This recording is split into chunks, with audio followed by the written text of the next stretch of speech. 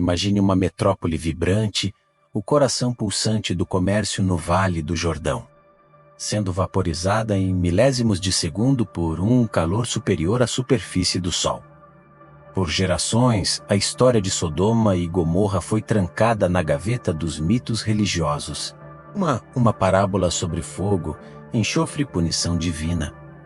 Mas e se as pedras pudessem falar? E se as cinzas que cobrem as margens do Mar Morto escondessem uma assinatura térmica que a ciência moderna só agora começou a decifrar? Neste documentário, vamos além do texto sagrado.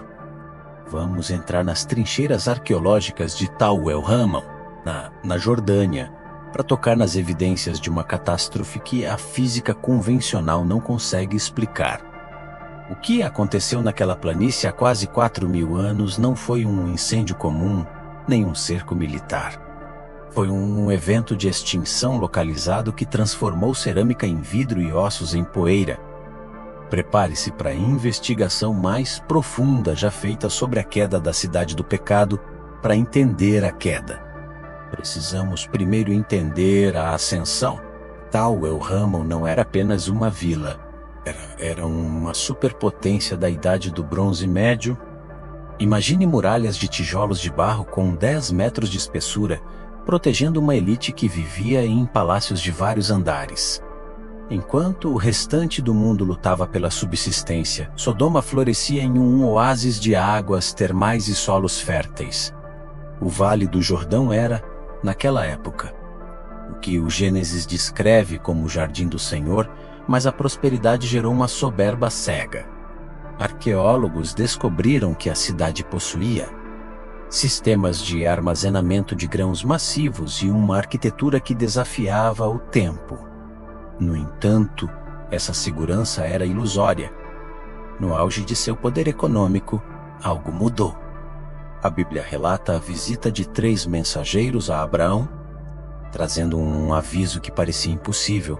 O clamor contra a cidade havia subido e o julgamento estava às portas. O que esses mensageiros viram ao entrar pelas portas da cidade foi uma sociedade que havia perdido o senso de humanidade. Trocando a hospitalidade pela predação e o temor a Deus pelo prazer absoluto, aqui a arqueologia encontra a astrofísica. Ao escavar a camada de destruição de Tal el-Hammam, os pesquisadores encontraram algo perturbador, uma camada de 1,5 metro de cinzas, carvão e entulho pulverizado. Mas não era cinza de madeira, era terra derretida. Foram encontrados minerais como o quartzo de choque, que só se forma sob pressões e temperaturas extremas. Comparáveis às de um impacto nuclear ou de um grande meteoro, os dados apontam para um BEST, uma explosão aérea, um objeto vindo do espaço, possivelmente um fragmento de cometa ou um meteoro maciço. Teria explodido a poucos quilômetros acima da cidade. A onda de choque inicial teria mais de 1.200 km por hora, arrancando as muralhas de seus fundamentos como se fossem feitas de papel. O calor gerado, estimado em mais de 2.000 graus Celsius, teria derretido o ferro, o platina e a cerâmica instantaneamente.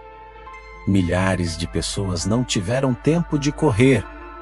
Elas foram, literalmente, transformadas em vapor e fragmentos ósseos microscópicos se a explosão térmica em Tal el-Hammam explica a destruição das muralhas. Existe um fenômeno ainda mais perturbador que ocorre a poucos quilômetros dali.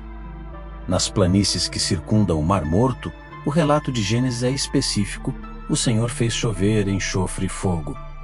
Por décadas, críticos céticos afirmaram que isso era apenas uma metáfora para uma erupção vulcânica. No entanto, não existem vulcões ativos na bacia do Mar Morto há milhares de anos, o que os exploradores e geólogos independentes encontraram. Porém, desafia a classificação mineralógica comum, em áreas como as ruínas de Gomorra e as encostas de Masada. O solo está literalmente saturado de pequenas bolas de enxofre branco, do tamanho de bolas de golfe. Mas não é um enxofre qualquer. O enxofre encontrado na natureza de origem vulcânica. Tem geralmente entre 40% e 60% de pureza e apresenta uma coloração amarela cristalina. As amostras coletadas nessas planícies desoladas revelam uma pureza assombrosa de 98%. É o enxofre mais puro já encontrado no planeta Terra. Mais impressionante ainda é a forma como ele se apresenta. Cada bola de enxofre está encapsulada em um anel de queima. Uma casca de cinza endurecida que prova que essas pedras não foram formadas no solo, mas caíram em estado de ignição extrema. Quando submetidas ao fogo hoje, essas esferas queimam com uma chama azul intensa, derretendo rochas e liberando um gás sulfuroso que torna o ar irrespirável em segundos.